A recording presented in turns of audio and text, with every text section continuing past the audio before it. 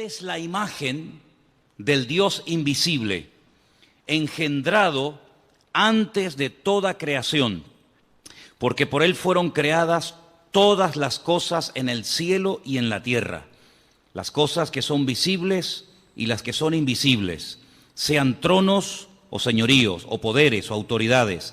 Todas las cosas fueron creadas por medio de Él y para Él. Él es anterior a todas las cosas y en Él tienen coherencia. Él es la cabeza del cuerpo, que es la iglesia. Él es el principio, el primogénito de entre los muertos, para ser supremo en todas las cosas. Porque en Él Dios se complació de hacer su morada en toda su plenitud y reconciliar consigo mismo todas las cosas por medio de Él, habiendo hecho la paz por medio de la sangre de su cruz. Esto se hizo por todas las cosas, para que estén en el cielo y en la tierra. Y a vosotros que erais originalmente extraños y hostiles en vuestra mente, sumidos en malas obras, Él os ha reconciliado en su cuerpo de carne por medio de su muerte, para presentaros delante de Él consagrados, incontaminados, irreprochables, con que solamente permanezcáis cimentados y edificados en la fe, y sin desplazaros de la esperanza del Evangelio que habéis oído, que se ha proclamado a toda criatura bajo los cielos, del cual yo, Pablo, he sido constituido vuestro siervo. Esta es, sin lugar a dudas, la declaración más profunda de quién era Jesucristo.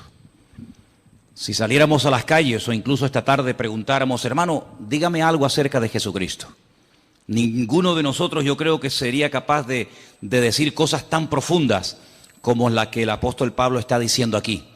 Dice cosas realmente tremendas, ¿no? Y además, yo ahora les voy a repartir a ustedes, creo que no hay para todos, pero bueno, pueden compartir unos apuntes que los he sacado de un comentarista llamado Barclay, que es uno de los mejores comentaristas de la Biblia, ¿no? Sobre todo del Nuevo Testamento. Y vais a ver el por qué Pablo insiste mucho en enfatizar, en aclarar, en explicar quién era realmente Jesucristo. Encontramos, por ejemplo, expresiones como que Él en su cuerpo de carne. Y uno dice, bueno, se entiende que el cuerpo es de carne, ¿no? Pero ¿por qué Pablo dice que Cristo vino con cuerpo y dice con cuerpo de carne?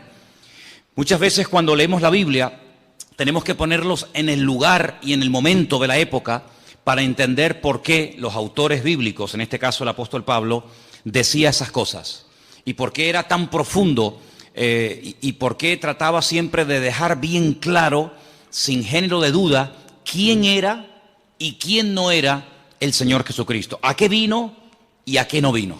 Entonces voy a pedir a, no sé, por ejemplo, a una cualquiera, tú misma, hermanita, tú y tal vez Juan Carlos, ¿me podéis? Mira, aquí tenéis unos apuntes, tenéis que compartirlos, porque no, evidentemente no hay para todos, pero podéis a lo mejor juntaros ahí 2 o 3, o en fin, entre vosotros, porque yo quiero que tengáis esto y que lo leáis tranquilamente, que lo leáis detenidamente en vuestras casas, porque no hay nada peor que estar creyendo en un Señor al cual sinceramente no conocemos.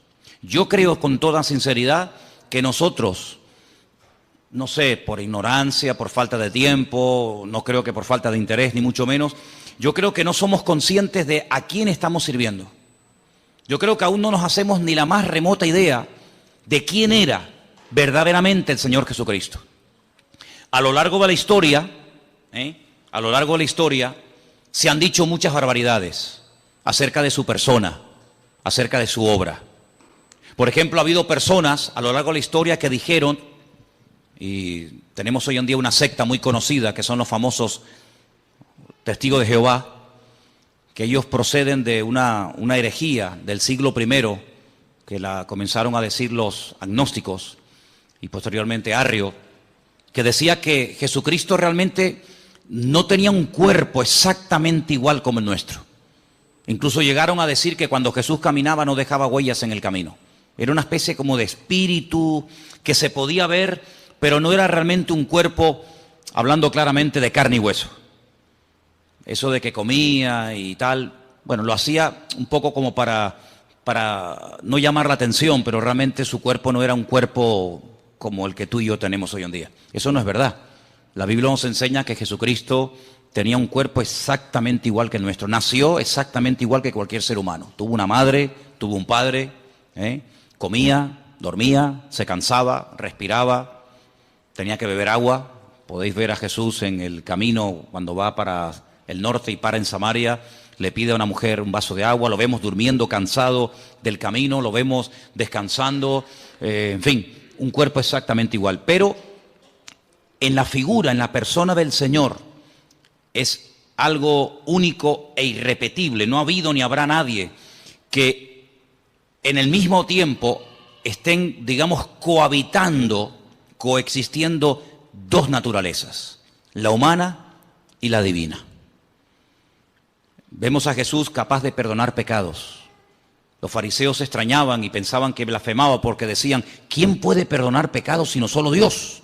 Yo creo que a estas alturas tenemos claro que el único que puede perdonar los pecados del ser humano, ¿quién es? Es Dios. Un hombre no tiene poder, según la Biblia, para perdonar los pecados a otra persona. Jesús lo hacía. ¿Se acuerdan el ejemplo? ¿Se acuerdan el momento y el lugar? Dice la Biblia que él estaba en una casa compartiendo la palabra. De repente le bajan del techo un paralítico descolgado por unos amigos y cuando él lo ve, le dice, hijo, a ti te digo, tus pecados son perdonados. Después lo sanó, ¿verdad? Pero lo primero que hace es arreglarlo por dentro y después arreglarlo por fuera, ¿sí? Su parte espiritual y su parte física. Eso solamente lo puede hacer Dios, Él lo hacía, ¿verdad? Romanos capítulo 9 dice que Jesucristo, además lo dice categóricamente, Jesucristo es Dios, así, sin género de duda. Jesucristo es Dios. Jesús decía, el que me ha visto a mí ha visto al Padre. Jesucristo decía, yo y el Padre somos uno. Así de claro. Jesucristo era capaz de hacer cosas que a los seres humanos no se nos ha permitido hacer.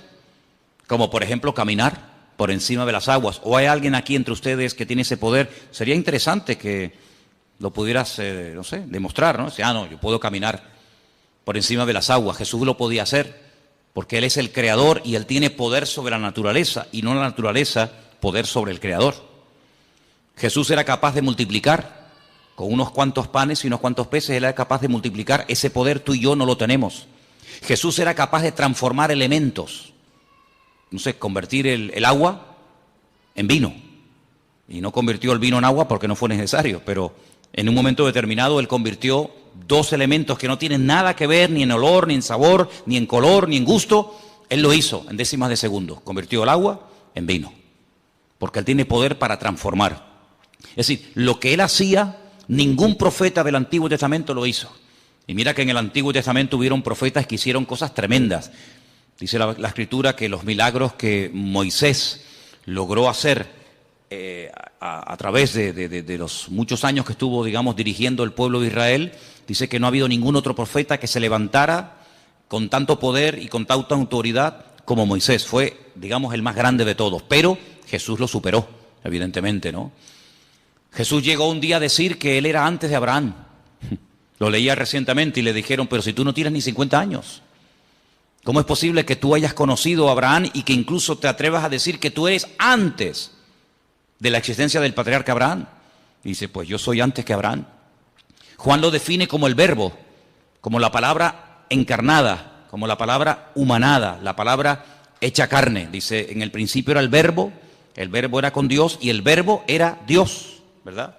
Entonces vemos al Señor Jesucristo con atributos divinos, capaz de perdonar pecados, caminar por encima de las aguas, transformar elementos, multiplicar panes y peces, etcétera, etcétera. Capaz de leer los pensamientos de la gente. Dice, ¿por qué caviláis contra mí en vuestros corazones? Sí, lo vemos en un cuerpo que come, que respira, que incluso murió, que tuvo que resucitar, que sudaba, que sangraba, etcétera, pero nunca dejó su divinidad. Evidentemente, como ser humano estaba tremendamente limitado. Ahora, ¿qué es lo que ocurre? En aquellos tiempos, y vamos a leer ahora un poquito, en aquellos tiempos los agnósticos decían que lo que tiene que ver con la materia, lo que tiene que ver con el cuerpo es malo, es negativo. Y por eso ellos incluso se flagelaban y se torturaban porque decían que todo lo que tiene que ver con la materia, todo lo que tiene que ver con el cuerpo es malo. Los griegos llegaron a decir que la cárcel que encierra el alma es el cuerpo. Por eso muchos de ellos menospreciaban el cuerpo. Sin embargo, la Biblia dignifica el cuerpo del ser humano, tanto el del hombre como el de la mujer, evidentemente, ¿no? Llega incluso a declarar que el cuerpo físico, material del ser humano es el tabernáculo, es el templo donde Dios ha decidido vivir. Dios a lo largo de la historia decidió vivir en diferentes lugares. En un momento de la historia decidió vivir en una carpa, en un tabernáculo, en el desierto, portátil, ¿no? Que se levantaba y se volvía a montar rápidamente. Y Él decidió vivir como todo el pueblo. Ustedes viven en carpa, yo quiero otra para mí. Cuando el pueblo entra a la tierra prometida y pasan de ser peregrinos en el desierto y comienzan ya a construir sus casas, Él dice, constrúyame otra para mí, yo quiero poner mi gloria entre mi pueblo, ¿verdad? Pero ya no está ni en un tabernáculo, en una tienda de campaña portátil, ni en un templo. Pero dice, pero ahora yo estoy en cada uno de ustedes, porque ahora he decidido morar, he decidido vivir en los corazones de aquellos hombres y mujeres que han puesto su vida en mis manos. ¿Se dan cuenta? Entonces, lo que vamos a ver en esta tarde es muy interesante porque las expresiones que emplea aquí el apóstol Pablo son tremendas. Ahora comentábamos Elena y yo en casa ayer o hoy a la mañana, la Biblia es un libro tremendamente profundo, sin lugar a dudas, pero yo creo que no hay términos en nuestro idioma, por lo menos, lo suficientemente profundos como para aclarar quién verdaderamente era el Señor Jesucristo. Porque nuestro idioma es un idioma muy limitado. Por eso quiero explicar lo de las versiones. A veces ustedes habrán notado, el domingo pasó, no sé si se dieron cuenta, el domingo pasó que la lectura que se leyó en la iglesia, lo que se ponía en la pantalla, a veces no coincidía exactamente las mismas palabras con la persona que estaba leyendo. ¿Por qué? Porque en español, como en muchos idiomas, hay muchas formas de decir una cosa. Entonces depende del autor, depende del traductor, podemos decir de una forma o podemos decir de otra forma. Estamos diciendo lo mismo, pero no habla igual un venezolano con colombiano, no habla igual un canario con catalán, no habla igual un boliviano que un argentino. O sea, hay diferentes expresiones, todos hablan el mismo idioma, pero cada pueblo, cada cultura, cada lugar, cada momento de la historia, pues tiene expresiones que van cambiando. El idioma no es algo muerto, el idioma es algo vivo, va cambiando de generación en generación. Cada cierto tiempo, pues la Real Academia Española tiene que introducir palabras y tiene que introducir términos que hoy en día son normales, pero que en la época de nuestros padres o de nuestros abuelos esas palabras ni existían. Es que ni existían, ni se sabía lo que era eso. Sin embargo, hoy en día hay que dar una definición, hay que dar una aclaración a palabras que se usan todos los días, pero que en aquellos tiempos, repito, ni existían. Entonces a veces hay que, entre comillas, inventar. Incluso a veces nosotros en nuestro idioma hemos adoptado palabras de otro idioma. En la informática ni te cuento. La informática está llena de términos que son ingleses, son términos que no son españoles, pero que de alguna manera ya forman parte de no sé, software. Tantas palabras, no vamos a estar ahora perdiendo el tiempo en eso, pero tantas palabras que todo el mundo o mucha gente sabe lo que significan, pero que sin embargo hasta hace pocos años la gente no entendía. Entonces por eso no es lo mismo coger una Biblia del siglo XIX que leer una Biblia del siglo XXI. El mensaje es el mismo, pero la forma de clarificar el mensaje evidentemente va cambiando y hay que adaptar el lenguaje a los tiempos, ¿no? Entonces, cuando el apóstol Pablo decide escribir una carta a nuestros hermanos, a la iglesia local de los hermanos de Colosas, pues allí había unos problemas particulares que curiosamente a lo largo de la historia se han ido repitiendo. Entonces, en los apuntes que ustedes han recibido en esta tarde, perdonen la letra tan pequeñita, yo sé que algunos dirán, madre mía, yo esto no lo veo. Es que lo quise hacer grande y mira cómo salían los folios, salían unos folios enormes. Entonces, si quieren sigan la lectura.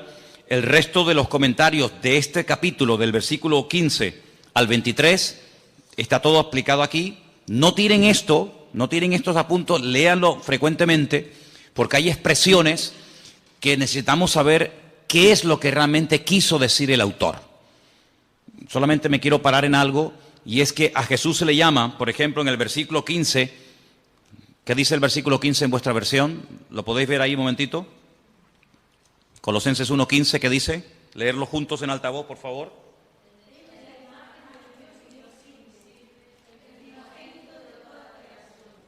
La semana pasada definimos un poco el tema de lo que era imagen, ¿se acuerdan? Hablamos de la imagen, la semejanza.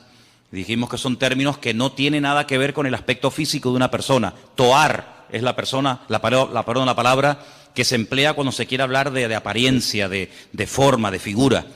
Pero cuando la Biblia habla de que hemos sido creados a imagen y semejanza de Dios, no significa que físicamente el hombre se parece a Dios. Nada que ver, en absoluto. Se refiere a sus atributos, se refiere en cuanto a sus características. Es un ser inteligente, capaz de razonar, de pensar, de tomar decisiones.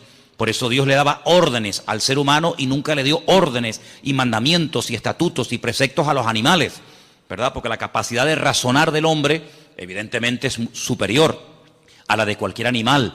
El animal no razona, no piensa, no medita, no es capaz de hacer un poema, de hacer un argumento filosófico. El ser humano puede jugar con las palabras, puede, en fin, tiene una capacidad superior, evidentemente, ¿no? A todo eso se refiere la Biblia cuando habla de imagen y semejanza. Cuando la Biblia dice que Jesús era la imagen de Dios, no significa que tú veías a Cristo y veías la cara de Dios, ¿eh?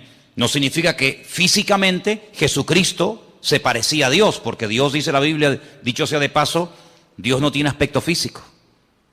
¿A quién se parece Dios? ¿Dios es blanco o es negro? ¿Es alto o es bajo? Es que no tiene nada que ver. Esos argumentos, esos adjetivos, no tienen nada que ver con Dios. Dios no es ni alto ni bajo, no está ni de pie ni sentado, no está ni aquí ni allá, no entra y sale, no está un día alegre y otro día triste. Dios es un Dios inmutable, es un Dios que es totalmente, desde mi punto de vista, totalmente imposible por muchos argumentos, por muchas explicaciones, por muchos adjetivos que utilicemos. Sinceramente, todos se quedan cortos, todos se quedan cortos. Yo pienso que a lo largo de la historia el hombre que el mejor definió a Dios fue un rabino llamado Maimónides. Hay un libro extraordinario que él escribió en el siglo XII, el Guía de los Perplejos, donde él habla él define la esencia de Dios. Y yo no he conocido a nadie, ni he leído ningún libro que explique la esencia de Dios tan profunda y al mismo tiempo tan clara como la define este hombre, ¿no? Él, por ejemplo, dice que Dios no tiene peso ni medida, Dios no tiene forma ni figura, Dios no es un Dios que se puede comparar con atributos humanos, pero claro, algunos dirán, pero la Biblia habla de los ojos de Dios, la Biblia habla de la mano de Dios, la Biblia habla de la espalda de Dios, dice que a Moisés le vio la espalda a Dios, la Biblia habla de la boca de Dios.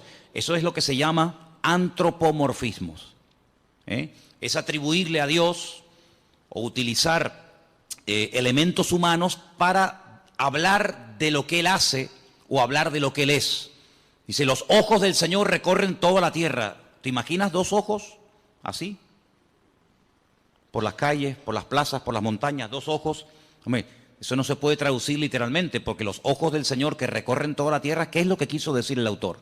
Que Él lo sabe todo, que Él lo conoce todo. No es que sus ojos literalmente van por la calle así buscando, ¿verdad? Porque si fuera así, literalmente, quiere decir que si los ojos de Dios están en aquella dirección, ya no están en esta.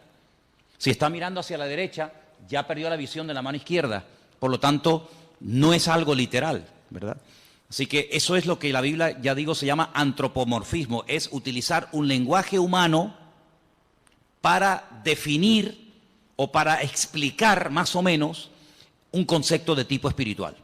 Eso es al mismo tiempo lo que es una parábola. La Biblia está llena de parábolas. Ustedes pueden leer los evangelios. Dice, la parábola del sembrador, la parábola del hijo pródigo, la parábola de la oveja perdida, ¿verdad? Está llena de parábolas. ¿Y qué es una parábola? Es un ejemplo. Es un ejemplo de algo conocido, ¿verdad? Una oveja, una semilla, un chico que se pierde, etcétera, para explicar un concepto espiritual que, utilizando ese ejemplo sencillo, la gente puede entender más o menos, repito, lo que es el reino de Dios, lo que es el amor de Dios, lo que es el perdón, lo que es la misericordia, lo que es la generosidad, la hospitalidad, etcétera, etcétera, etcétera, ¿verdad?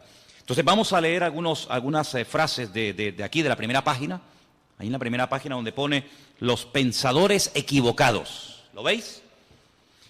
Disculpen que todos no tengan los apuntes, pero después si queréis podemos hacer fotocopias, porque es muy bueno que todos tengan estos apuntes y los leas y los repases, porque tenemos que profundizar y crecer en nuestro conocimiento de Dios. Dice así: uno de los hechos de la mentalidad humana es que uno no piensa más de lo que se ve obligado a pensar. Hasta que uno se encuentra con que otros se oponen a su fe y la atacan, no se pone a pensar en sus implicaciones. A veces nosotros no nos rompemos la cabeza con preguntas que el mundo se hace, ¿verdad? Ni pensamos en eso. Pero, ¿verdad que cuando te hacen una pregunta que en ese momento no sabes qué decir, dices, ay, pues tengo que estudiar, tengo que preguntar, porque a mí nunca se me había pasado por la cabeza que alguien me hiciera esa pregunta? Claro, generalmente, salvo excepciones, la gente suele preguntar más o menos lo mismo. Pero cuando te pasa a ti, que te preguntan por primera vez, y si Dios es tan bueno, ¿por qué se mueren los niños de hambre? Yo, ¿qué le digo? ¿Qué le digo? ¿Verdad? O si Dios es tan bueno, ¿por qué permite tal y tal otra cosa? Entonces, a veces es bueno que nos hagan preguntas que en el momento no sabemos qué decir o qué responder, para que eso nos lleve a buscar de Dios. ¿Estamos de acuerdo? ¿Me estáis mirando a mí o estáis mirando a los que entraron? Estáis mirando aquí, ¿verdad? Bien, perfecto. Hasta que la iglesia se vio confrontada con alguna herejía peligrosa, no empezó a darse cuenta de las riquezas de la ortodoxia. Es característico del cristianismo que siempre puede producir nuevas riquezas para hacer frente a una nueva situación. Es bueno que en algún momento de tu vida alguien, un amigo, un vecino, un familiar o quien sea, te haga una pregunta que tú digas, mira, sinceramente en este momento no tengo ni idea qué decirte. Y tienes que acostumbrarte a decir, en este momento no sé qué decir. Déjame que estudie, déjame que prepare, déjame que pregunte, etcétera. Pero no pienses que todo lo que te va a preguntar la gente vas a tener la respuesta inmediata. De hecho, ustedes saben que hay unas chicas en la Biblia que eran las famosas, en su día hablé de ellas, ¿no? Las hijas de Zelofajat, que vinieron un día a Moisés y le hicieron una pregunta a Moisés, el gran varón de Dios, y Moisés dijo, tengo que orar, tengo que consultar con el Señor, porque ni Moisés en ese momento sabía qué responderle a estas chicas. ¿Qué te parece? Preguntas que a ningún hombre jamás le había hecho a Moisés. Estas chicas se atrevieron a hacerla a Moisés y lo dejaron con la boca abierta, no sabía ni qué responder. Pero bueno, vamos a seguir adelante. Cuando Pablo le escribió a los colosenses, no estaba pensando en el vacío. Se puso a escribir, como ya hemos visto en la introducción, habla de los capítulos anteriores, para salir al paso de una situación bien definida. Escuchen, había una tendencia de pensamiento en la iglesia primitiva que se llamaba el gnosticismo. Sus seguidores, los gnósticos, lo que quiere decir poco más o menos los intelectuales o los librepensadores, estaban insatisfechos con lo que consideraban la ruda sencillez del cristianismo y querían convertirlo en una filosofía que pudiera estar en línea con los otros sistemas filosóficos del tiempo. Es decir, para algunas personas nuestra fe es tan sencilla que no les cabe en la cabeza. En aquella época los filósofos, y en Atenas estaba lleno de filósofos. Cuando Pablo fue allí, madre mía, se encontró con los, ustedes pueden encontrar en el libro de los Hechos, con los atenienses, los estoicos, los epicúreos, toda aquella gente que para decir que estos blancos daban 40 vueltas y preguntaban y preguntaban y preguntaban.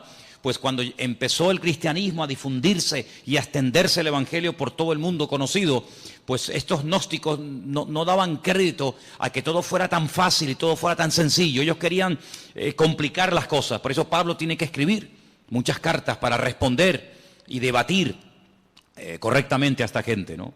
Ahora bien, Dios es espíritu y por lo tanto absolutamente bueno, y la materia absolutamente mala, según decían ellos. De ahí que se deducía que el Dios verdadero no podía tocar la materia y por lo tanto no era el agente de la creación. Así es que los gnósticos creían que Dios había producido una serie de emanaciones, cada una más lejos de Dios que las anteriores, hasta que por fin hubo una lo suficientemente distante de Dios para poder tocar la materia y crear el mundo. Fíjese cómo se complicaba la vida a la gente. Ahora, hay no es una ciencia, porque realmente no es una ciencia, es muy difícil definir realmente lo que es, pero la Cábala o la Cabalá, que es una interpretación mística de la Biblia, ellos tienen lo que se llama el árbol de la vida, que consiste en una serie digamos, como de emanaciones, una serie de puentes, una serie de estaciones entre Dios y el hombre. Ponen el ejemplo de decir, bueno, imagínense que ahí en las Caletillas hay una estación eléctrica, ¿sí o no? Todo la hemos visto. Esa estación eléctrica produce 1 millón de vatios. Y salen cables de la estación eléctrica de Caletillas, pues a todas partes, incluido llegan aquí a Santa Cruz. La luz que está entrando en este momento en este salón no es 1 millón de vatios. Si aquí entrara 1 millón de vatios, salimos todos por los aires, todos reventaríamos. Si pusiéramos ahí un micrófono, una guitarra, un teclado a la pared y le sale 1 millón de vatios, pegaría una explosión que saldría al edificio por las nubes. Entonces, ¿qué es lo que hacen? Por el camino van poniendo transformadores y van bajando de 1 millón a 100.000, de 100.000 a 50.000, de 50.000 a 20.000, de 20.000, y así van bajando, y van como bajando la potencia para que cuando llegue al hogar de cada uno de nosotros, todos nuestros aparatos funcionan a 220. Entonces, lo que sale de la estación central no es lo que nos llega a la casa, es una mínima parte de lo que sale. Siempre tiene que salir más de lo que llega. Si sale a 220, no nos va a llegar a nosotros a 1 millón, pero a la inversa sí. Entonces, algunos creen que Dios es tan poderoso, tan grande, tan sublime, tan magnífico, que es realmente imposible llegar a tener comunión y relación con ese Dios, porque como que nos mataría. ¿Qué es lo que hacen? Ellos van por el camino, para explicarnos, ¿no? Ellos van por el camino diciendo que, bueno, Dios se manifestó en esto, y esto en esto otro, y esto en esto otro, y esto en esto otro, y Cristo, según los gnósticos, fue una de las manifestaciones o emanaciones de Dios, la más distante, y por eso Él podía tener un cuerpo, pero realmente no era un cuerpo como el que dijimos al principio. Todo esto es una auténtica barbaridad. Algunos dirán, pero ¿cómo la gente se puede complicar tanto la vida? Pero esto fue antes del año 100, después de Jesucristo. Imagínense, si estas cosas no se aclaran al momento, si el apóstol Pablo, con la sabiduría y el conocimiento que el Señor le dio, no fuera capaz de taparles la boca, de hacer lo que se llama apologética, si defender correctamente los principios bíblicos, en el año 2015, siglo XXI, el Evangelio estaría totalmente distorsionado y no tendría absolutamente nada que ver hoy el Evangelio con el Evangelio que predicaba Jesucristo y los discípulos. Por lo tanto, se tuvo que defender la fe en aquel momento, se tuvo que aclarar las cosas, y gracias al Señor tenemos, por ejemplo, la carta de los Colosenses, que va en una línea, la carta a los Efesios, la carta a los Tesalonicenses. ¿Por qué hay tantas cartas? Porque en cada congregación surgían diferentes opiniones o diferentes herejías. Por ejemplo, en Colosas decían que una de las formas de acercarnos a Dios es adorando a los ángeles. Ya parece que se ha ido a la moda, pero hubieron unos años, aquí en Canarias por lo menos, en los que en algunas farolas se veía pegados unos papelitos donde daban cursos para que la gente pudiera contactar con su ángel particular y ese ángel le llevara a Dios, y de esa manera no ir directamente a Dios porque es demasiado poderoso, pero a través de un ángel como que se baja la intensidad. Se puso de moda el famoso libro o el famoso curso de milagros, ¿verdad? Donde la gente podía, entre comillas, producir con una serie de técnicas y con una serie de historias sus propios milagros, autosanarse, autoliberarse, y ahí surgieron buenos pensamientos, la famosa nueva era, donde ellos dicen que el hombre es como un ser que tiene dormido, tiene como atrofiado una serie de valores, una serie de capacidades que el pecado ha apagado, pero que con una serie de clases y de principios y de no sé qué y no sé cuánto, ya no hace falta ni ir al médico ni que nadie ore por ti, sino que tú te puedes autosanar, porque tú eres una especie como de Dios en miniatura, una especie de ser tremendamente poderoso pero atrofiado, apagado, dormido, porque el pecado te ha, digamos, dormido esas capacidades espirituales, y bueno, y la gente se complica la vida de una manera con tal de no ir a Dios, con tal de no buscar al Señor, son capaces de buscarlo donde sea. Y por eso el apóstol Pablo fue un hombre muy usado, no solamente para extender el Evangelio que nos ha llegado a nosotros exactamente igual, sino también para decirle a aquella gente las barbaridades que decían y para que hoy en día tengamos respuestas ante estas barbaridades. Entonces vamos a seguir leyendo un poquito y después nos vamos a meter en el pasaje. Los gnósticos llegaban todavía más lejos. Estamos en la primera página de los apuntes que les di. Conforme las emanaciones se fueron distanciando de Dios, se volvieron cada vez más ignorantes de Él. Y en las emanaciones más distantes se daba no solamente la ignorancia de Dios, sino la hostilidad hacia Él. Los gnósticos llegaban a la conclusión de que la emanación que creó el mundo desconocía y era hostil al verdadero Dios. Y algunas veces hasta identificaban esa emanación con el Dios del Antiguo Testamento. Eso tenía ciertas consecuencias. Ahora, si ustedes se dan cuenta, cuando el hombre no tiene una relación directa con Dios, cuando el hombre busca en fuentes equivocadas, es como lo que decía el profeta Jeremías: ustedes están buscando en cisternas rotas que no retienen el agua, y por eso cuando llegan a una cisterna rota la encuentran vacía. Hay una búsqueda sincera, pero el camino es un camino equivocado. No todos los caminos llevan a Dios. Eso tienes que tenerlo clarísimo en tu vida. No es que, bueno, da igual, iglesia evangélica, católica, musulmana, budista, nueva era, da igual, total, todos los caminos llevan a Dios. Es que eso no es lo que dice la Biblia. Mira, a lo largo de la historia, siempre el deseo del Creador, el deseo de nuestro Dios fue tener comunión con el hombre.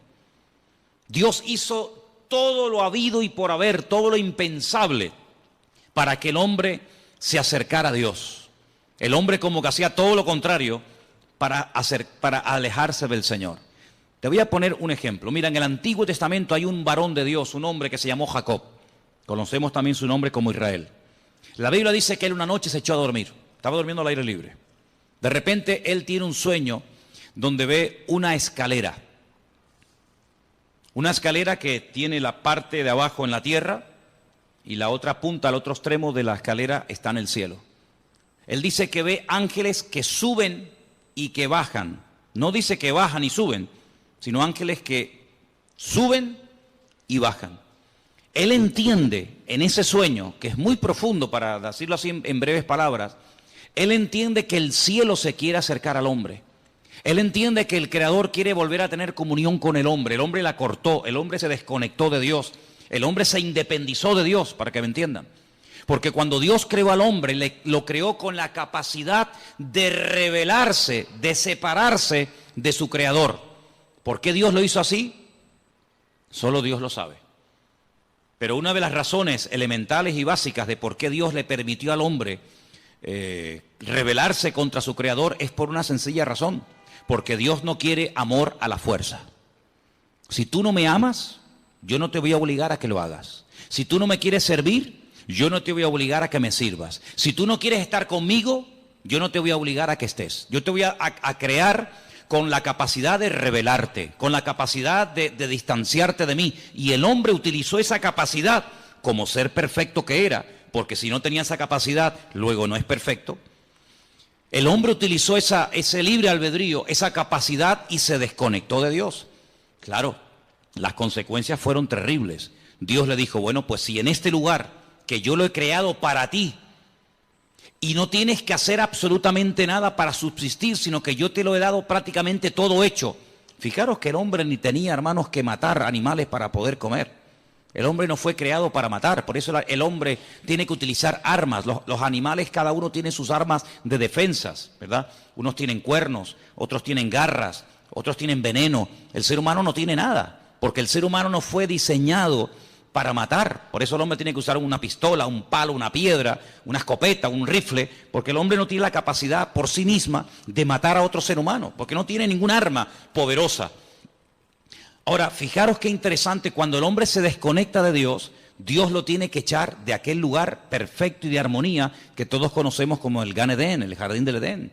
Y cuando sale de ese lugar, él se percata, él se da cuenta de todo lo que ha perdido. Ahora el hombre tiene frío, ahora el hombre tiene calor, ahora el hombre suda.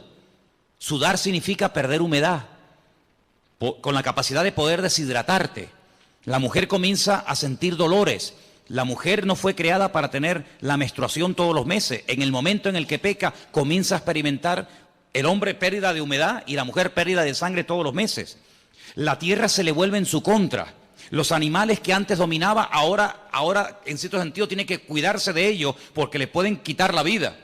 Y así una serie de consecuencias terribles. Pero a pesar de eso, Dios no se desentendió de la raza humana. Dios no dijo, bueno, ustedes no quieren estar conmigo, ahí se quedan. Sino que el hombre sigue, permítame la expresión, detrás del hombre, buscando al hombre. Les habla a través de Noé, pasan de Noé. Les habla a través de Abraham, pasan de Abraham. Les habla a través de José, pasan de José. Les habla a través de la ley de Moisés, pasan de la ley de Moisés. Y así a lo largo de la historia, hasta que personalmente Él se humana, Él se encarna y viene, dice, y habitó entre nosotros y vimos su gloria. Bueno, ya después de tantas manifestaciones del amor de Dios y de tantas oportunidades, el hombre habrá entendido que no se puede esconder de Dios. ¿Qué es lo que hacen? Matan a su hijo. Creyendo que de esa manera ya Dios va a cesar en esa ansia, en ese anhelo de buscar constante y permanentemente el hombre. Nada más lejos de la realidad. Lo matan y el Padre dice en Romanos capítulo 8 que a través del poder de su Espíritu Santo resucita a su Hijo al tercer día. Luego la muerte no acabó con Cristo, la muerte fue el inicio de una etapa nueva, donde ahora ya no va a estar bajo la ley de un antiguo pacto, sino la ley de un nuevo pacto. Vienen los apóstoles, vienen los discípulos, vienen los padres de la iglesia, a lo largo de la historia, siglos y siglos y siglos y siglos, Dios continuamente buscando al hombre. El hombre inventando todo tipo de excusas, todo tipo de herejías, todo tipo de barbaridades, que si él no murió, que si él se desmayó, que si María Magdalena se equivocó de tumba, que si los discípulos robaron el cuerpo, que si se equivocó de no sé qué, que si no tenía cuerpo, que si no tenía espíritu, una detrás de otra. Pero sin embargo Dios, en el anhelo y en el deseo de buscar al hombre, hoy en día sigue tocando y llamando a la puerta de los corazones. ¿Para qué? Para tener comunión, para tener relación contigo y tú con Él. Y de esa manera poder descubrir el propósito de tu existencia. Y no pasar por esta vida sin saber qué hago, a qué me dedico, a dónde voy. Sino que sepas en todo momento por qué el Señor permitió que tú nacieras y que tú existieras y que tú estuvieras en este planeta un periodo muy corto de tiempo, muy corto, porque la vida es algo tremendamente efímero, algo tremendamente corto, que pasa así y cuando te das cuenta, ¡fum!, se te fueron tus 80, tus 90 años. Pero el objetivo no es vivir en esta tierra por la eternidad, sino prepararnos para retornar al Creador y tener este tiempo como una especie de escuela, de preparación para lo que realmente es la vida verdadera, que es la vida eterna en la presencia del Señor. ¿Te das cuenta? Entonces, el diablo ha intentado por todos los medios, habidos y por haber, cegar. Que la ignorancia sea la tónica habitual del ser humano. Que no lea la Biblia, que no se acerque a Dios, que se acerque a otras cosas, que tenga todo tipo de experiencias y de sensaciones, menos la búsqueda sincera y genuina de buscar a Dios.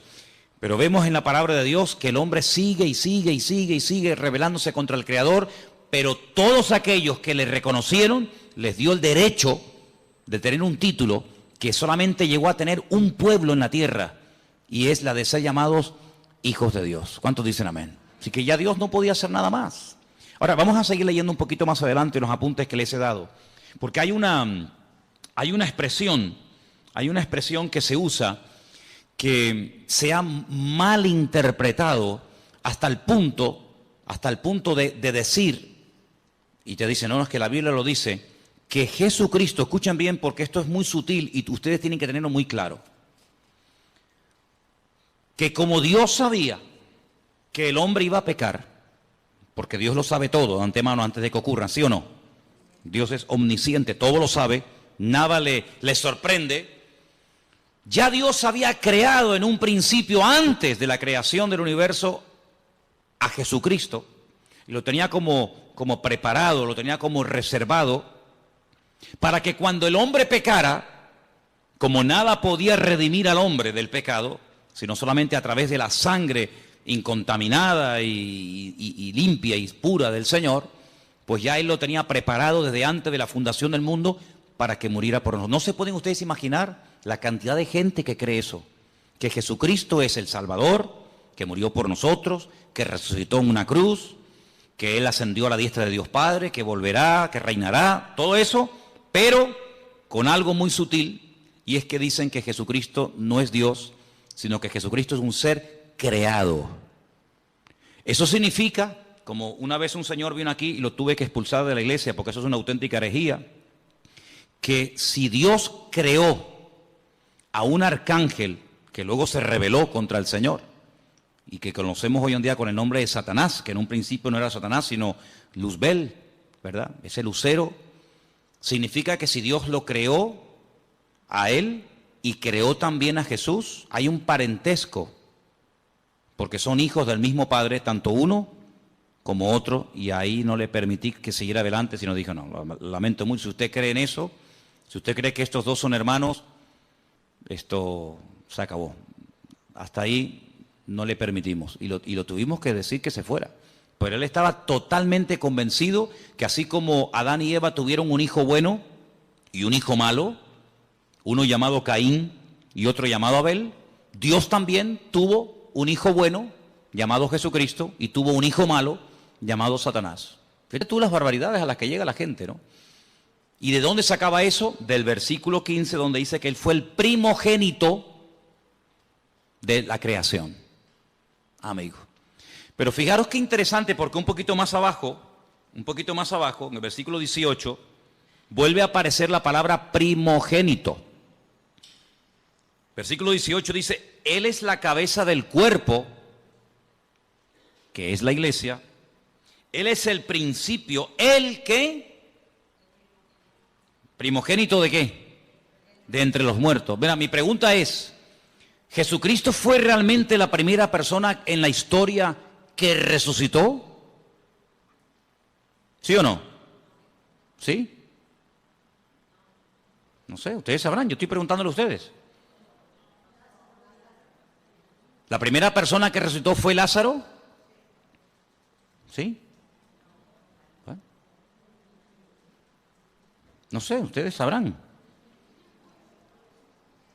No, porque yo he leído el Antiguo Testamento y he visto que, por ejemplo, Elías resucitó a una persona en el Antiguo Testamento.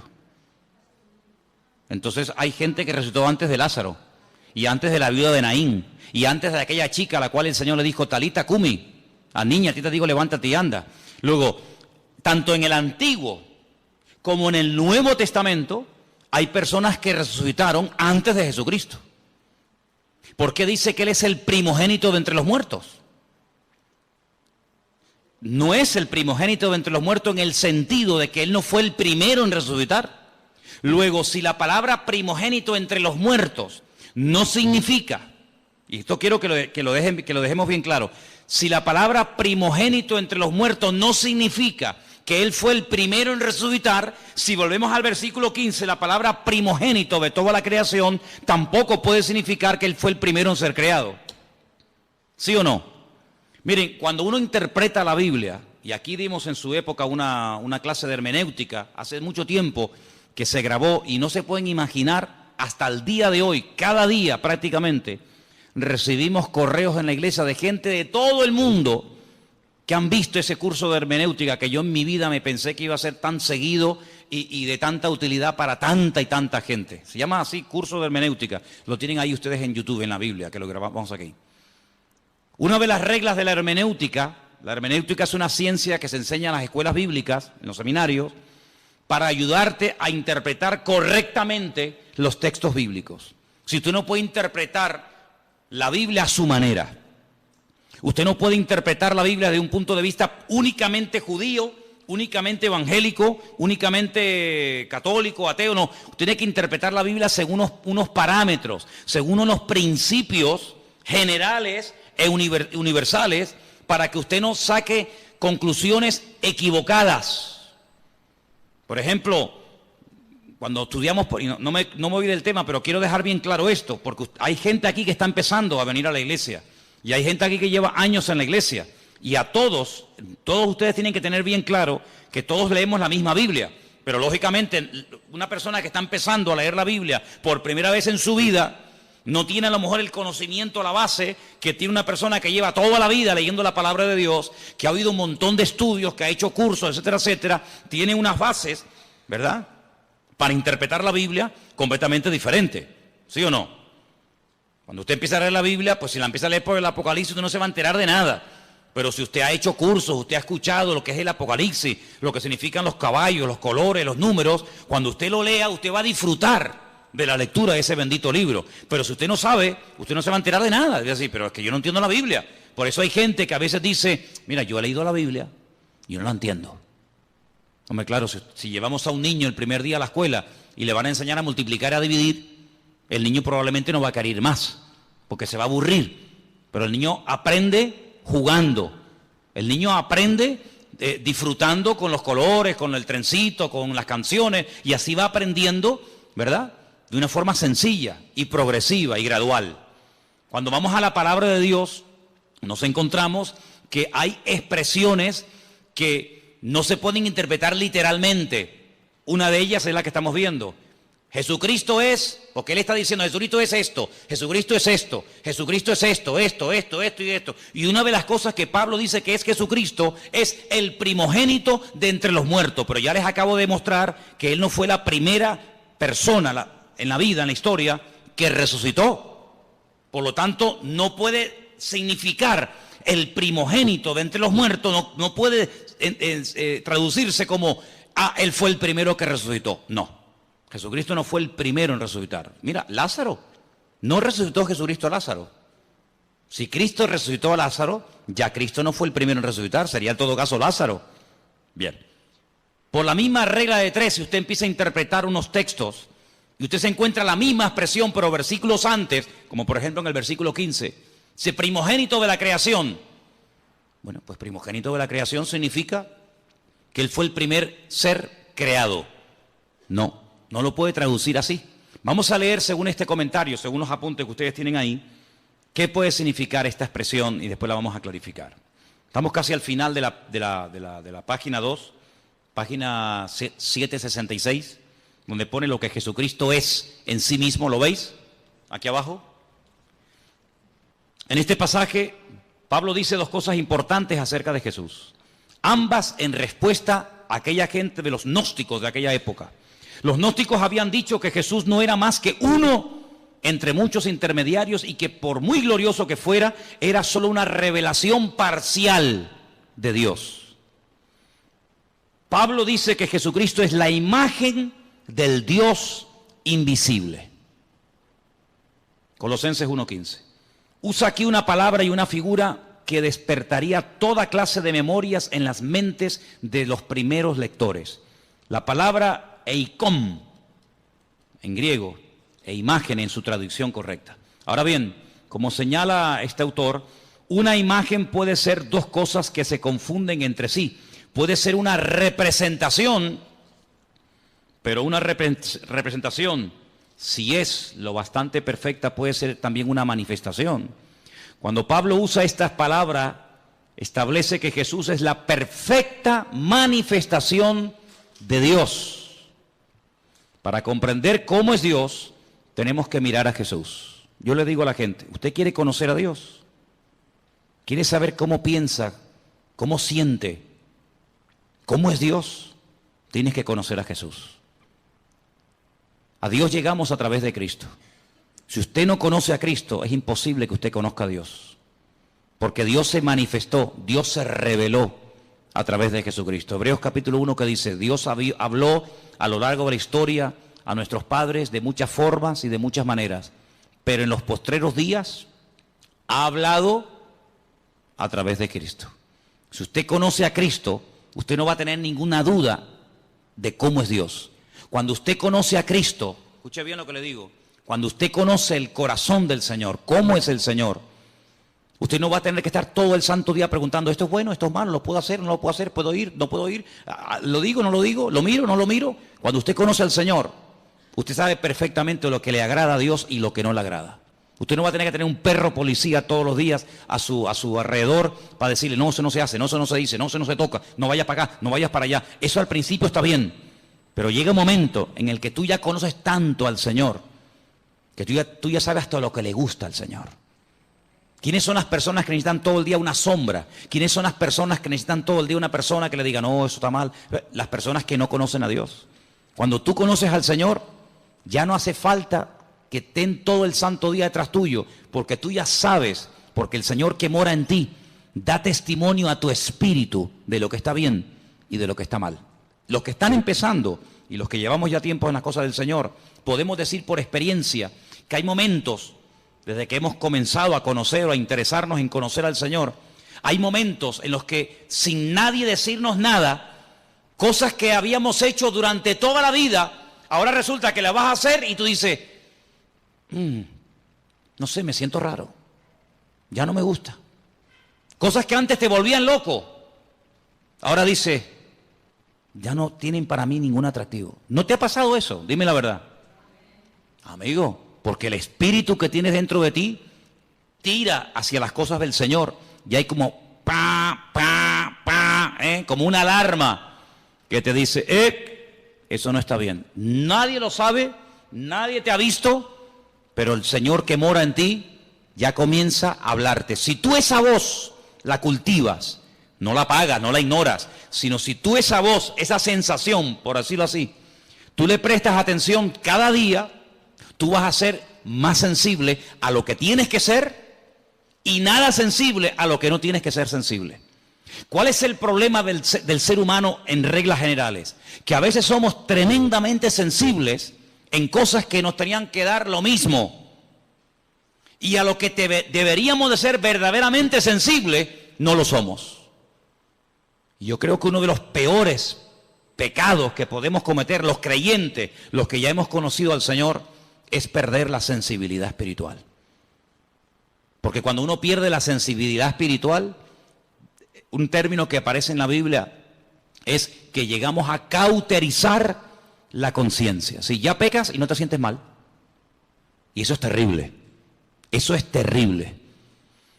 El temor de Dios, el respeto a Dios, dice la Biblia que es el principio de la sabiduría.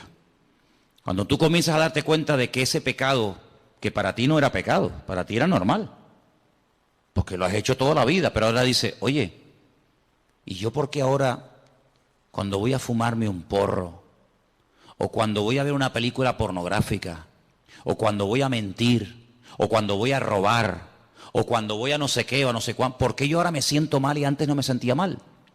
Porque estás cambiando. Por eso, porque estás cambiando. ¿Y quién es el que te está cambiando? El que vive dentro de ti. Por eso dice, no entristezcas, no apagues al Espíritu Santo que mora en ti. Porque yo te digo por experiencia que se puede apagar la voz del Señor. ¿Qué dice la Escritura? Si hoy el Señor te habla, no cierres tu corazón, porque a lo mejor ya mañana te vuelve a hablar y ya no te enteras. La sensibilidad es algo que no podemos perder. Esa es una de las señales de que una persona se ha apartado del Señor, de que no está bien con Dios, que ha perdido la sensibilidad espiritual. ¿Vale? Sigo leyendo. El Antiguo Testamento, versículo donde pone la A, y la literatura intertestamentaria, si lo que está entre el Antiguo y el Nuevo Testamento, tienen mucho que decir acerca de lo que es la sabiduría. Bueno, vamos a leer un poquito más adelante porque yo lo que quería que ustedes vieran acerca de lo que significa verdaderamente aquí. Perdón, vamos a la página 767. Vamos a esa página, por favor. Lo que Jesucristo es para la creación. Él es el primogénito de toda creación. Debemos procurar darle el verdadero sentido a esta frase. Como aparece en la Reina Valera, podría querer decir que el Hijo fue la primera persona que fue creada. No. Usted sabe lo que a mí me atormentaba cuando yo comencé a venir a la iglesia. La pregunta que a mí me volvía loco. Ya gracias al Señor eso ya ha pasado a la historia, pero yo era una cosa que era algo como una obsesión, era algo que me volvía loco. ¿De dónde salió Dios? ¿Quién lo creó? Yo daba para atrás, marcha atrás, ¿no? Iba para atrás, iba Jacob, Abraham, Noé, Adán, iba para atrás. Decía, ¿de dónde salió Dios? ¿Quién lo creó? Claro, más loco me volvía si yo decía, bueno, lo creó fulano de tal. Otra vez volvemos al lío. Y a fulano de tal, ¿quién lo creó? Era algo increíble. ¿Quién te puede explicar? Yo no soy capaz de hacerlo. ¿Quién te puede explicar que a Dios no lo ha creado nadie? Que Dios siempre ha existido y siempre existirá. ¿Quién te puede explicar eso? Yo no. ¿Sabes cómo se acepta eso? Por fe. Señor, yo no sé todas las respuestas, pero yo solamente sé una cosa, que tú existes y tú eres mi Dios.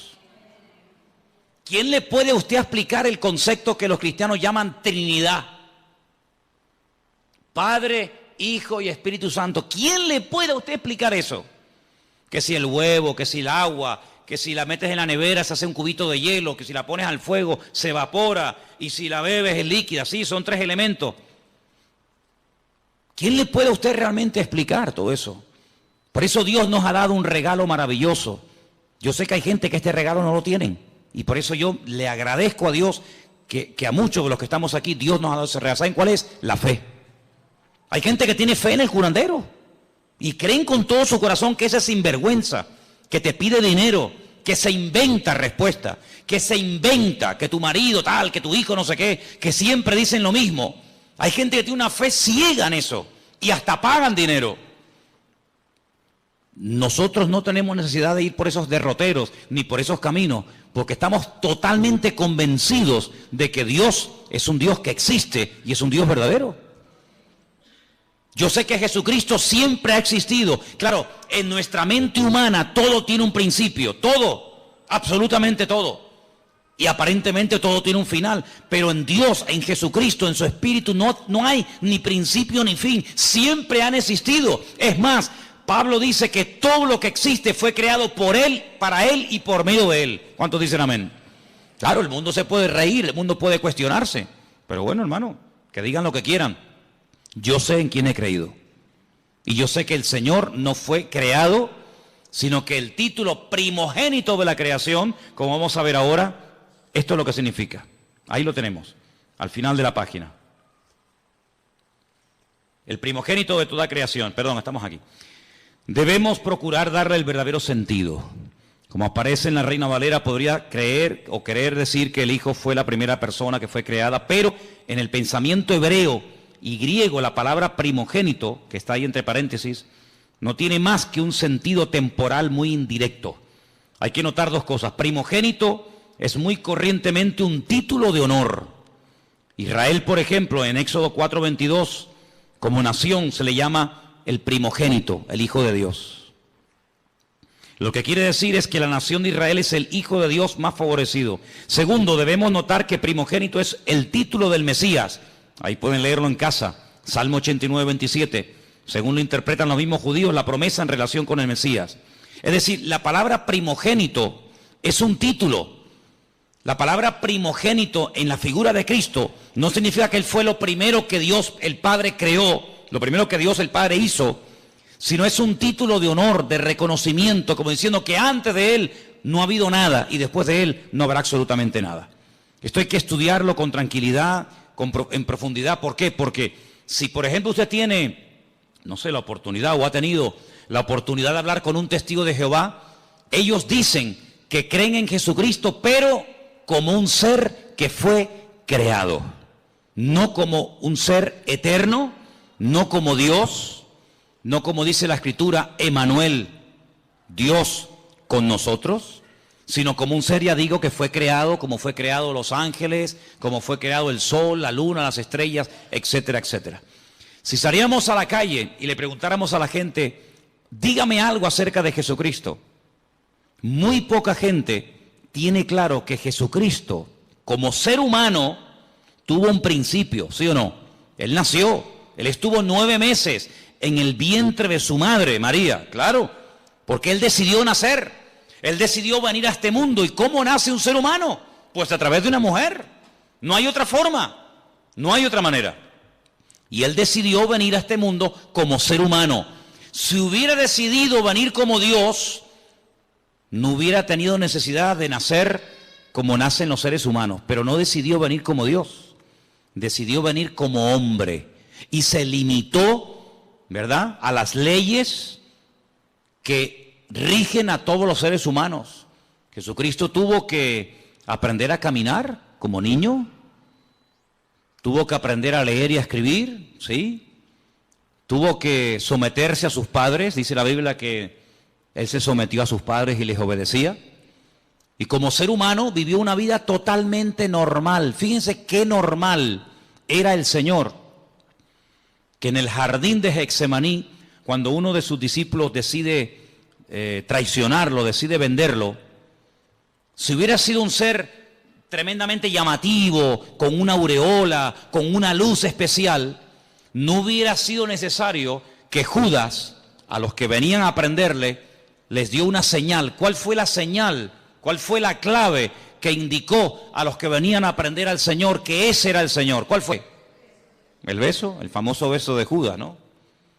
Podía haber dicho, mira, el más alto, el más guapetón, aquel que tiene una luz blanca que le sigue a todas partes, aquel que está siempre rodeado de ángeles, aquel que levita y no toca con los pies el suelo, sino que va así, como volando, ¿no? No, era tan normal, que hasta Judas tuvo que decir, tengo que darle un beso, porque pasa desapercibido delante de todas las personas, porque el atractivo realmente del Señor no era el aspecto físico, sino era la esencia de lo que Él era y de lo que Él verdaderamente había venido a hacer a este mundo. Y nosotros tenemos que profundizar en nuestro conocimiento del Señor. Por eso animo a los que están empezando que lean los evangelios. Tenemos 4, ¿cómo se llaman? Mateo, Marcos, Lucas y Juan. Ahí ustedes van a encontrar cómo hablaba, cómo reaccionaba cuando lo criticaban, cómo pensaba, cómo se movía en medio de sus enemigos, cómo trataba a los niños, a las mujeres, cómo trataba a sus discípulos, cómo era intolerante frente al pecado, pero tremendamente misericordioso y compasivo ante gente que había caído, pero que les daba la oportunidad de rehacer su vida. Y ahí en los evangelios encuentras a Cristo como ser humano, pero también como un Dios perfecto, humanado, limitado entre nosotros, pero que nos amó tanto que se dejó matar. Ahora, el concepto tal vez más profundo de lo que Él es, el concepto más maravilloso de todos los que rodean a Dios, podemos decir que Dios es santo, ¿sí? Podemos decir que Dios es justo, podemos decir que Dios es bueno, en fin, podemos decir un montón de cosas, ¿sí o no? Pero el concepto del amor de Dios, ¿tú lo entiendes? Es impresionante, ¿no? Porque generalmente los seres humanos tenemos la tendencia, me imagino que ustedes también, de seleccionar, ¿no? Cuando dice, bueno, hay ¿cuántos? 100. Como que dentro de esos 100 hay un pequeño grupo más cercano a ti y los otros sí están ahí, pero ¿qué te parece? Sin embargo, el Señor no tiene favoritos, eso ya es una cosa que nos llama la atención. Dios no tiene favoritos, Dios no dice este sí y este no, este me gusta y este no me gusta. Es un Dios que ama al pecador, ¿sí o no? Ama al pecador, pero no ama, aborrece el pecado que cometen los pecadores. ¿Sí? Son dos cosas distintas. Él ama a todo el mundo por igual. Y son cosas que no nos caben en la cabeza. Porque ahora, por ejemplo, se está hablando mucho de este chico que huyó al extranjero, que mató a 2 jóvenes en la península, ¿no? Imagínate que ese chico viene a España, lo condenan y tiene que cumplir 15, 20, 30 años, en fin, lo que le toque. Imagínate que mañana va a esa cárcel un pastor, un hermano, una hermana, le habla del Señor. El chico reconoce la barbaridad que ha hecho, se arrepiente, pide perdón al Señor. Mi pregunta es, ¿Dios perdonaría a esta persona? ¿Sí o no? Delante de los hombres es un asesino. Tiene que estar ahí hasta que se pudra, ¿no? Hasta que cumpla la condena. Pero si esa persona le pide perdón a Dios, esa persona nos la vamos a encontrar el día de mañana en el cielo, en la presencia del Señor. ¿Quién entiende eso? ¿Quién entiende eso? Nadie. Pero así es el corazón de Dios. Es una cosa increíble. el peor asesino, lo peor de la humanidad, si se arrepiente y verdaderamente quiere cambiar, Dios lo perdona, Dios le da otra oportunidad, y aunque delante de los hombres nunca lo van a perdonar y será toda la vida el fulano, el asesino, el criminal o lo que sea, delante de Dios puede llegar a tener el título de hijo o de hija de Dios.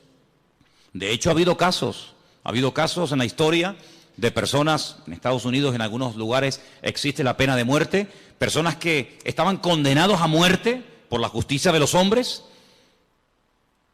pero sin embargo se arrepintieron y le pidieron perdón al Señor, y como le dijo aquel ladrón en la cruz, condenado a muerte por el Imperio Romano, porque se lo merecía. De hecho, él dijo, nosotros padecemos justamente, yo no me quejo, si yo me merezco esto y peor, pero yo te pido que a pesar de lo malo y de lo ruin que he sido, que tú te acuerdes de mí cuando vengas en tu reino.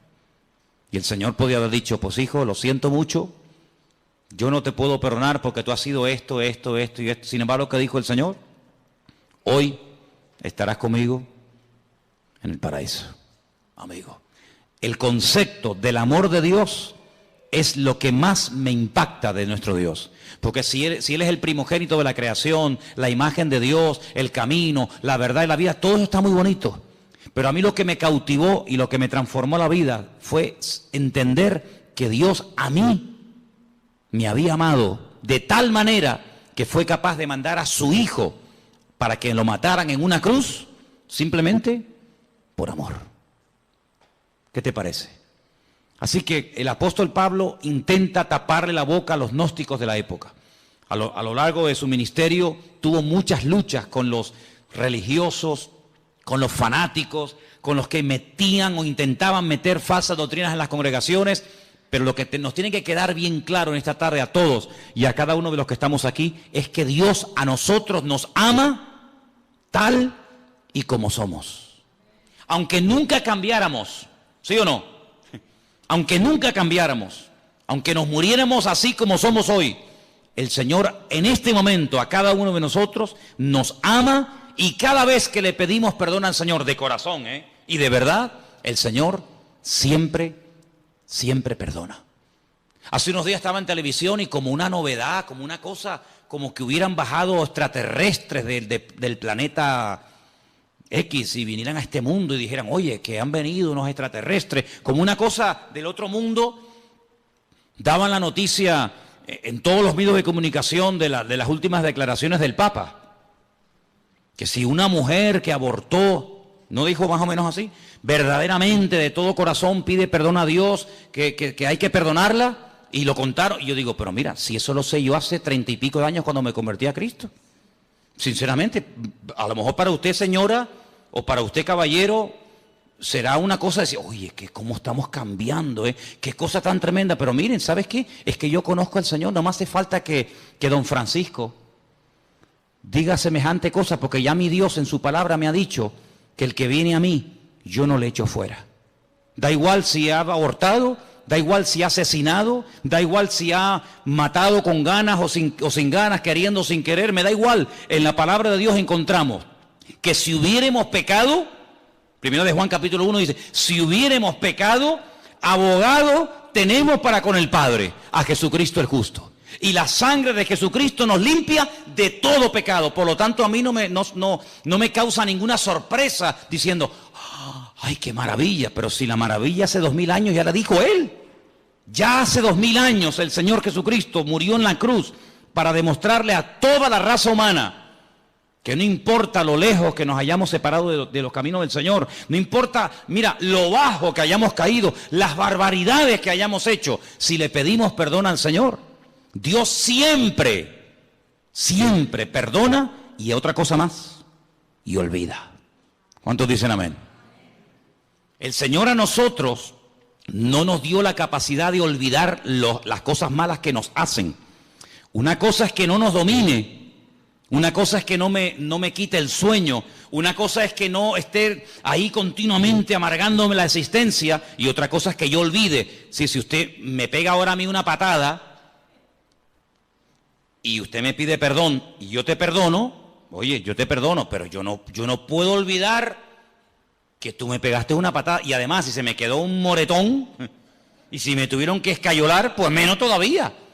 Pero hay una característica tremenda, que un Dios todopoderoso diga y declare categóricamente, y Él no miente, que cuando Él perdona, Él olvida al mismo tiempo. Como diciendo, yo nunca te voy a echar en cara, nunca te voy a reprochar lo que me hiciste o me dejaste de hacer, lo que dijiste o dejaste de decir. Solamente hay un ser en todo el universo que es capaz de amarnos y de soportarnos como Él. Y Él se llama Jesucristo, Rey de Reyes y Señor de los Señores. Así que conociendo al Señor, te vas a terminar enamorando de Dios. Y quiero terminar diciendo algo. Léanse todos estos apuntes porque son muchos y hay que leerlos con detenimiento y estudiarlos. Pero déjeme que le diga solamente una cosa, y lo he dicho en varias ocasiones. Que el Señor, que nosotros nos hayamos enamorado del Señor, ¿no es lógico? ¿Sí o no? Imagínate que llega una persona esta noche a tu casa. Tú no lo conoces de nada. Y te dice, ¿me podrías poner en un papel todo lo que tú debes? Sí, póngame todo lo que usted debe. Pues mira, debo el coche, debo 5 letras del coche, ¿no? Alguno, ¿no? Debo la hipoteca de la casa, me quedan no sé cuántos años por pagar la hipoteca. ¿Qué más? Pues hombre, no sé, debo... Bueno, muy bien, pónmelo todo en una lista. ¿Cuánto suma esto? Lo que sea, toma, ahí tiene usted el dinero. Y así, en cuestión de segundos, ya no debes nada al banco ni a nadie. ¿Te gustaría? ¿Sí o no? Algunos son muy espirituales y dicen, no, hermano, yo oro al Señor. Vale, muy bien. Entonces usted no es espiritual, usted es bobo. ¿Estás enfermo? ¿Te duele algo? Y llega esta persona y te dice, ¿dónde te duele? Pues mira, tengo un dolor aquí. Te pone la mano encima, ora por ti y nunca más te vuelve a doler eso. Oye, ¿tú no le tomarías aprecio a esa persona? Lógico. Cuando tienes un problema no lo buscarías a él o a ella porque te ha ayudado tanto que, oye, mira, ¿me podrías venir un momentito que te quiero hablar contigo? Me pasa esto, me pasa lo otro. ¿Quién no se puede encariñar? ¿Quién no puede apreciar, respetar? No digo enamorarse, pero respetar a una persona así, cualquiera. Bueno, pues en cierto sentido, eso es lo que el Señor hace continuamente con nosotros. Nos sana, nos fortalece, nos levanta cuando caemos, nos anima. A veces permite, fíjate lo bueno que es y lo sabio que es, que cuando ve que nos estamos un poquito medio apagando, quedando atontados, permite ahí una pequeña prueba, una pequeña cosita, ¿no? Y, ay Señor, ayúdame. Y el Señor dice, sí, dime, aquí estoy contigo. Fíjate lo bueno que es, que podría decir, bueno, ya no quieres orar, pues nada, no ores. Pero Él dice, le voy a poner una piedrita en el zapato, para que le haga una llaguita. Ay Señor, mira que me salió una llaguita, sí, dime qué quieres que haga. Señor, que me sana, ahí está, pum, la sanidad. ¿Quién no se enamora de un Dios así? ¿Sí o no? A todos nos ha pasado. Pero lo que yo quiero preguntarles ahora, ¿qué vio Él en nosotros para enamorarse de nosotros? Porque ¿cómo no me voy a enamorar de un Dios que tiene estas y más características, cualquiera? Pero ¿qué vio el Señor en ti y en mí? Cuando a veces una persona que te ama te dice, qué ruinito que eres, ¿No te han dicho nunca eso? Qué malo que eres. Cuando quieres ser malo, eres malo, Cuando quieres ser buena, mira que eres agradable, Pero el Señor, a pesar de nuestras debilidades y defectos, Él nos ama. Hermanos, amemos también nosotros al Señor. Y sirvámosles con alegría, sirvámosles de todo corazón, porque es un privilegio el ser llamados hijos de Dios. Y quiero terminar pidiéndoles que hagan una reflexión. Imagínense que en esta noche supiéramos, es una hipótesis, no es real, pero imagínense que supiéramos que en este momento en la Plaza de España, allá abajo en pleno corazón de Santa Cruz, hay 8 o 10 mil personas sin hogar, sin agua potable, sin comida, sin nada, y que hay cientos y cientos de niños, pues como los niños que tenemos aquí en la iglesia, que a veces entran, salen, el otro que canta, el otro que toca los palitos, Bueno, pues eso es lo que está pasando en este momento en Europa, donde hay miles y miles, millones de personas huyendo de países que están totalmente destrozados. Y yo me preguntaba hoy, digo, Señor, si nosotros al salir del culto en esta noche sabiendo esa situación, no se nos ablanda el corazón, entonces que nosotros nos hemos convertido sin darnos cuenta en creyentes tremendamente teóricos. Me contaba Priscila ayer que miles de familias en una pequeña isla llamada Islandia se han ofrecido a las autoridades del país, al gobierno de dicho país, para dar acogida en su casa a personas que no tienen nada, que han huido con lo opuesto y que no tienen nada. Yo me preguntaba, ¿será que lo que llamamos el estado del bienestar, no lo llaman así a cómo se vive en Europa, el estado del bienestar, no será que el hecho de que nadie nos haya perseguido nunca, porque a nosotros no nos ha perseguido nunca nadie, a ningún hermano nuestro lo han torturado en una cárcel, lo han crucificado, lo han decapitado, a nadie, lo más que nos han dicho es un insulto, lo que sea, ¿no será que todo eso, sin darnos cuenta, se nos ha vuelto en nuestra contra? Y nos hemos hecho tremendamente cómodos e insensibles ante el dolor ajeno. Pues están en Hungría, hermano, están allí en Hungría, están en Grecia, están tan lejos.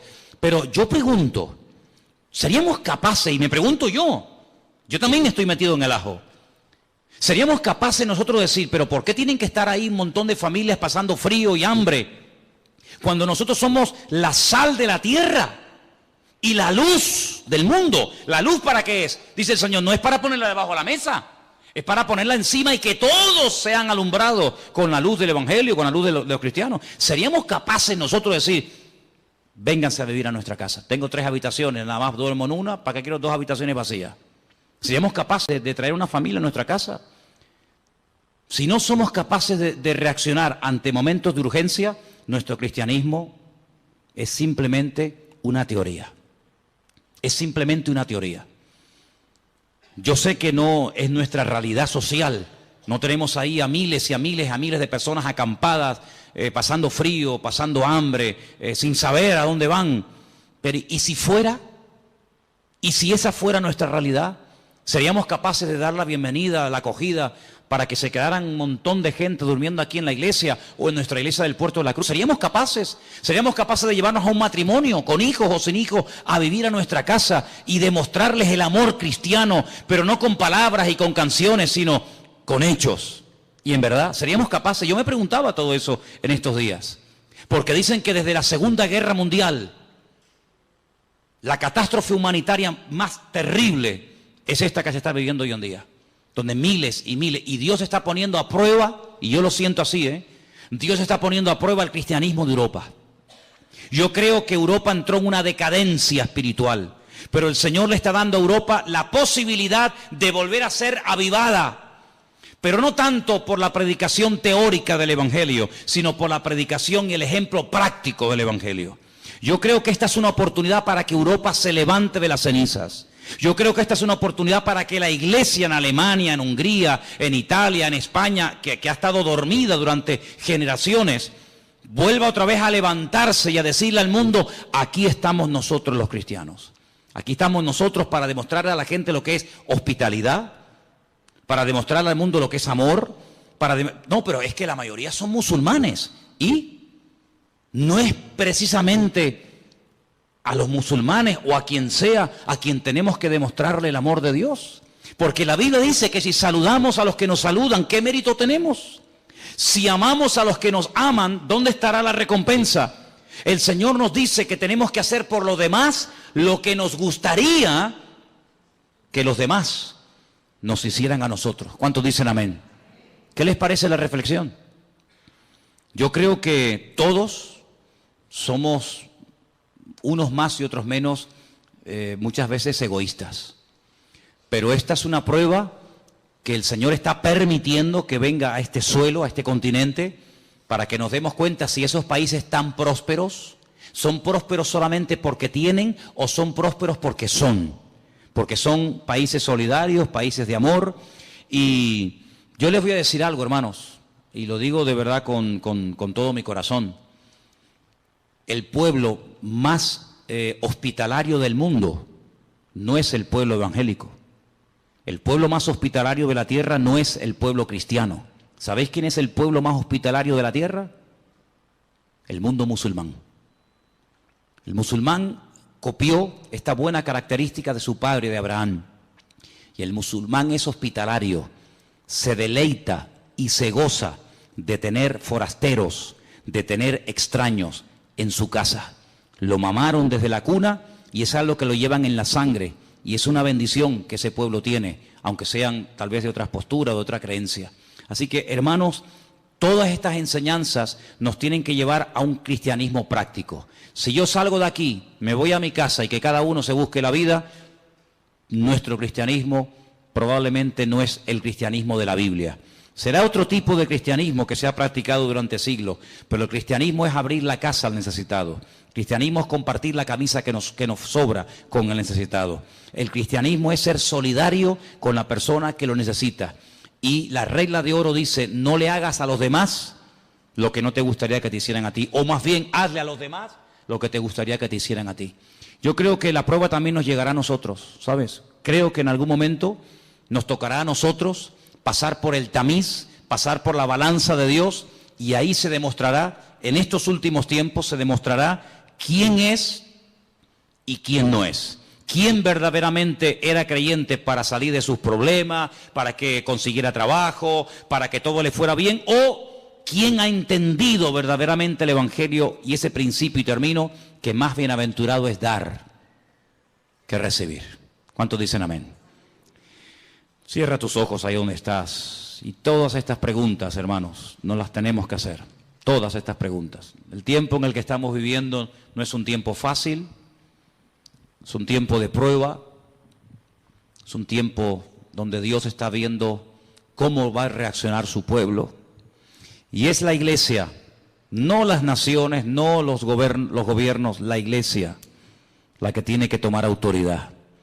Y la que tiene que levantarse ahora en pie de guerra y decirle al mundo, aquí estamos los cristianos, con los brazos abiertos, dispuestos a bendecir al mundo, dispuestos a ayudar al que verdaderamente está buscando ayuda desesperadamente. Y hay miles, millones y millones de personas totalmente desesperadas que huyen con lo opuesto. Y qué bueno sería que se encontraran con miles de creyentes que les demostraran que el amor de Dios no es teoría, es práctica. Aleluya. Señor, te damos gracias en esta tarde por todo lo que tú eres, por todo lo que tú representas para cada uno de nosotros. Te pedimos, Señor, que tú nos ayudes a manifestar tu amor de una forma práctica, de una forma visible y real. Señor, hemos creído y creído en cosas durante años, pero ha llegado la hora y el momento de demostrar verdaderamente nuestro interés, nuestro amor, nuestro apoyo al mundo necesitado y a tu obra. Te pido en el nombre de Jesús que tú nos ayudes a entender el mensaje que tú estás lanzando a la humanidad, que tu iglesia no esté dormida ni apagada, que la luz brille ahora, más que nunca, porque es ahora el momento de brillar, es ahora el momento de decirle al mundo, aquí está la iglesia, que ha estado dormida durante años, pero se levanta en pie de guerra en el nombre del Señor, y le dice al mundo, mirad a nuestro Dios, mirad a nuestro Dios, cuánto nos ama, que nos da el privilegio de poder servir al mundo, porque tú viniste a servir y no a ser servido. Ayúdanos, Señor, a conocerte, a descubrirte cada día, y gracias por todo lo que tú eres. No tenemos palabras para describir todo lo que tú eres, todo lo que tú representas. Tu esencia es imposible con palabras humanas poder describirla. No hay concepto, no hay adjetivo lo suficientemente amplio como para poder definirte, Señor. Pero solamente nos queremos, Señor, agarrar a la verdad de que tú eres amor. Ese amor que prevalezca en nosotros, ese amor que reina en la iglesia y ese amor que nunca se vaya de nuestras vidas. Gracias te damos por esta palabra, por este estudio en esta tarde. Seguimos en tu presencia en el bendito nombre de Jesús.